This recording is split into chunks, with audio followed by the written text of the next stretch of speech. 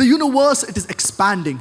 And science has discovered this recently, few years back, 100 years back, 200 years back, 300 years back. Allah subhanahu wa ta'ala says in the glorious Quran, in Surah Al-Dhariyat, chapter number 51, verse number 47, and we have created the expanding universe.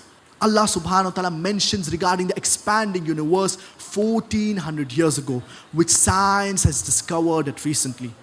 Now many people might argue and say that it is not great that the glorious Quran talks about astronomy, as the Arabs, they were very well versed in the field of astronomy. Let me remind you, it was after the revelation of the glorious Quran that the Arabs, they became experts in the field of astronomy.